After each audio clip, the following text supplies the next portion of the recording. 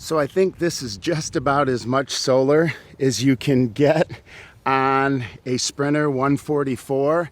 I have 3 of the Renogy 175 watt panels right here, and I wired those in series, and then I wired the 2 smaller 35s right there.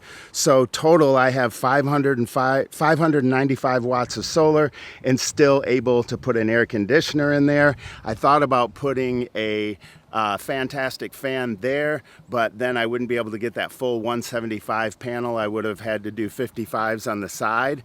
But if you want to maximize the solar on your Sprinter 144, I think this is just about it. 3 of the 175s, 2 of the 35s, and then the Nomadic cooling air conditioner here.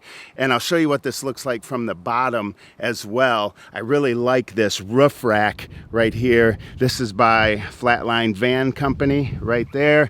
And the reason I like it is you can't really see the panels from the ground. Let me show you. So this is what it looks like from the side. And as you can tell, the Flatline Van Company roof rack up there, it pretty much covers all of the solar panels, so you can't see them at all from either side or from the front. So that's one of the things that I really like, is the fact that they're down below and you really can't see them. But overall, been really happy with the solar panels, the roof rack.